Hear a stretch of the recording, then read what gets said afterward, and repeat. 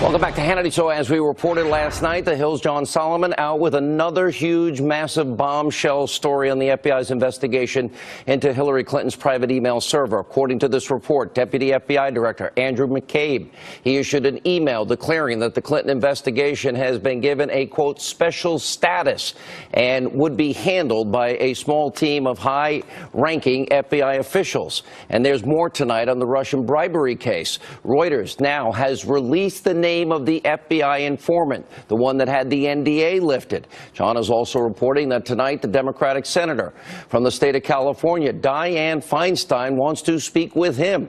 Joining us now, the Hill's John Solomon, along with investigative reporter Sarah Carter. I don't even know where to begin. The fact that this informant's name was released, that's troublesome to me. But more troublesome, I'll let you both address this, John, first.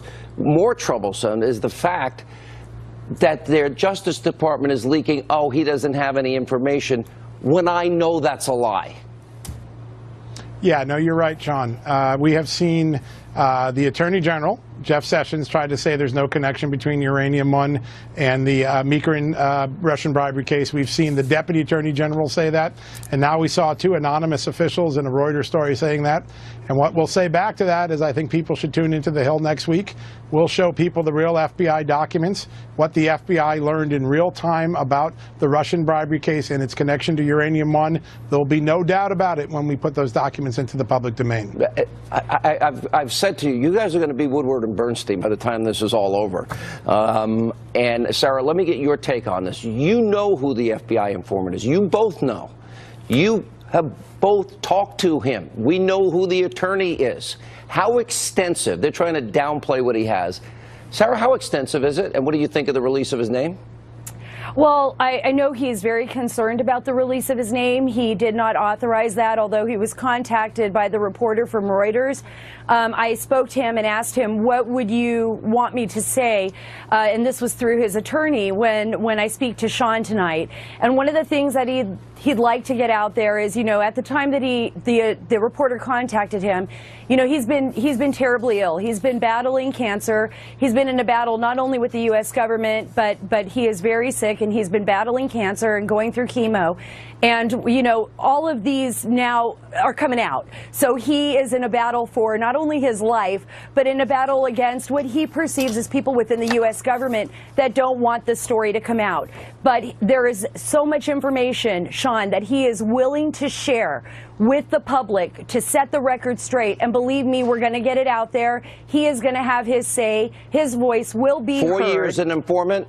He knew about the bribery, extortion, kickbacks, money laundering of Putin's agents, if you will, in the U.S.? Yes. And he will be able to lay that all out for everyone, and he will do that for Congress, and specifically for Congress. And I know, you know, John and I have been working on this for months and months and months. Another clarification in the story, they called him a lobbyist. He was not a lobbyist. He was a consultant, which was very different. And remember, he was the one that came to the U.S. government. He came to the Justice Department with this information. I'm guessing, John, at the end of this FBI informant is going to end up being the hero that helps the... Go ahead. Yeah, I don't know whether hero, I mean, that's other people's decisions to put white hats and black hats on people, but he is going to be an extraordinary fact witness because he gathered so much information. There are videotapes where the Russians are opening up briefcases full of cash. These are the people that we then gave uranium to, that we then gave nuclear fuel contracts to. When people see these videotapes... All this is happening before they sign off on uranium. That's right. They knew about bribery, extortion, kickbacks, money laundering before. They knew this was Putin. They did it anyway. The Russians must think we are really dumb. That's funny that you would say that, Sean, because there was a conversation that the informant attended where they actually said that about Americans, and we'll be reporting on that soon. But the Russians really thought they had played America on this one. Wow. All right. We will get to the bottom of this. Let me go back to this story about McCabe. We had the tarmac meeting. We had, Sarah, it's not an investigation, it's a matter. We had the exoneration letters written beforehand. Now Andrew McCabe had given a special status. Is that equal justice under the law, Sarah? Special status? Do I get special status when they're investigating me? No, we don't. And according to FBI law enforcement officials who were involved in the investigation, that is something that they were so concerned about. You know, a lot of these FBI agents had reported this, and they are reporting this. So this is something that's very important. There was no special status for other people, but there was special status for Hillary Clinton. And we can see progressively by all the evidence what former Director James Comey did and how he changed things. Gross negligence was removed. So these are a lot of issues that I think Congress as well as the DOJ is looking into. Remember, there is an Inspector General's investigation. So we will see where this will lead. But I can tell you this, Sean, there are FBI agents out there that truly believed there was no equal justice here. Thank God for those good few. John, don't think you slipped it past me with me not catching it, that you talked about next week and you talked about Monday, and don't think you're getting off the show without me asking you specifically where you're going with this next step, because this is unpeeling the layers of an onion, and I think when we get to the core, it's going to be pretty rotten. Yeah, listen, there are now allegations in the public that this guy didn't have anything to do with Uranium One reporting, and we're going to be able to show that that's simply not true. And you have to ask yourself that Reuters was wrong why today. That the Justice Department leak was wrong? Well, what the lawyers are quoted as saying, that they don't think there's any connection to Uranium One and the Meekerin case. We have seen documentation that absolutely refutes that. Sarah? Absolutely. It absolutely refutes that. So stay tuned. Let me go back to the Russian dossier. Sarah, I'll stick with you on this because this is another matter. We went over the email servers. I think that will still come back into play. But on the Russian dossier, we know that Hillary bought and paid for this with Michael Steele. And we know that it was false. And we know it was salacious.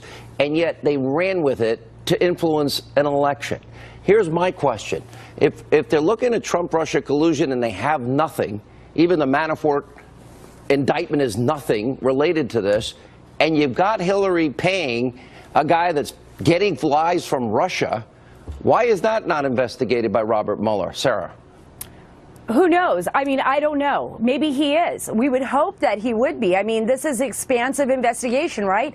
He went way beyond the realm of what we thought he would be investigating when he wrapped up Paul Manafort and the others into and gave them, and handed out the indictments. So we just don't know. I don't want to make any assumptions there, but we do know, what we do know is that the Judiciary Committee, other committees are looking at this very closely. We know that Glenn Simpson, who is the owner of Fusion GPS, testified and also talked about spreading this dossier. But what about Sessions? What about Sessions' testimony this week about a special counsel and reaching the standard?